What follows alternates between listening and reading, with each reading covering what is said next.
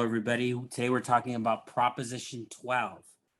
This proposition from California forces hog farmers from across the nation to make costly changes in how they raise and confine breeding pigs.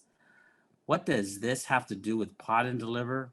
Well, we did talk about the U.S. Constitution last season. Remember that, Jacob? I did. And we do like carnitas. And we did look, yes, that's true. Okay. And we did look at the Hamilton book. And what's fascinating is that this has become a tension between the states and the federal government. Federalism, yeah. Because you're talking about a state, California, telling the other states how to raise their pigs. So, what is the result as they are taking this to the Supreme Court? Because a lot of states have a problem with this. Yeah. Well, the Biden administration has joined the pork producers by saying California has no right to tell other states to put a burden on interstate commerce like this. That's not fair. So the Biden administration has sided with the pork producers against California. Yeah. Jacob Ketanji Brown Jackson has agreed. No big deal. That's understandable. A liberal justice has sided with Biden. But you know who else has sided with the Biden administration? Amy Barrett. Yeah. And you start to see that the justices are sort of agreeing here on this. And it just reminded me of Hamilton. You have this cliche of, the liberal side of the country is for big federal government. Then you have conservatives who are just for the states' rights. But Hamilton proposed this thing where the federal government has to have its own power too. Yeah. The states can't just be willy-nilly. Yeah. So it's an interesting little tension that's going on. It is. It's a federalism issue, and that we had this summer with abortion, where the federal government came in and said, "Hey, you know what? We're giving it back to the states. This issue on abortion." And it wasn't saying, "Oh, this is how it's going to be in every state." It's like, "Hey, you guys, we're not going to do this push and pull anymore." We basically voted incorrectly that back in 72, 73. That was this court's decision, right? It said the Dobbs case, right? Oh, we're going to go ahead and allow the states to do that. Now with this case, though, Ruben, I'm gonna be honest with you. As I was looking into it, I was thinking, man, I do like my eggs cage free. My chickens cage free. I like the idea that pigs are not, being treated in a way where they're not being able to move and so forth, and inhumane.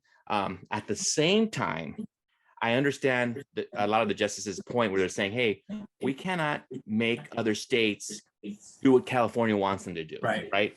I understand that, and I think that's what's happening here. And I think they're going to lose, because I think it's Congress that goes ahead and regulates interstate commerce. I don't see how California can do that. I agree with you, by the way. I think the idea of farm-raised pigs and cow, there's a lot of problems with the way they breed animals. And but I think the larger issue about how you regulate interstate commerce, the position that Biden has taken, I think, is the right one. Is that it raises sticky issues. Because now a state can tell another state, we're not going to deal with you if you don't handle yourselves more conservatively. Right. So Florida can do this. You can see, Florida will do this. The governor of Florida will follow suit and say, really, California? You're going to tell us how to raise pigs? Well, we're going to tell you how to do this, or we're not going to deal with you. And I think that the Biden administration and the Supreme Court will make the right decision and say, you can't do that. This is going to raise a lot of problems. So, and it's funny, Ruben, I don't think it's going to be 9-0 though. I don't think it's going to be 9-0. No. I think it's going to be like 7-2 or something like that, 6-3 maybe.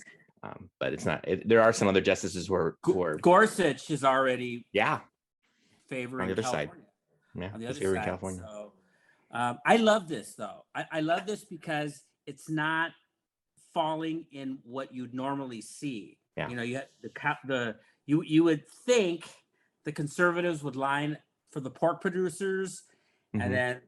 then the liberals would go for California, but it's not working out that way quite. I like that Right. that You know, it's so thinking. interesting, Ruben. And right now in my class, I'm having my government students do a debate on federalism, taking different topics like uh, let's see, capital punishment, guns, and so they're taking these issues and they're saying, hey, who has power? Should the federal government have power to make these decisions, or should the states, even like an abortion and things like that? And so each group is taking a topic and they're going to debate. One side's going to be the state, one side's going to be the federal government, and they're going to make the argument why they believe that, let's say, euthanasia should be decided by the states or by the federal government, and they're going to make their arguments, and I'll let you know how it goes. But this is happening, and not in just this area. This has been happening since the beginning of a constitution. When you mentioned Hamilton, that was happening back then. They were having these talks, these issues. Who has the most power? Who it should be balanced? Should it be one more powerful than the other? And that debate, I think, is going to continue even after we're gone. Well, I think that's what makes America stronger.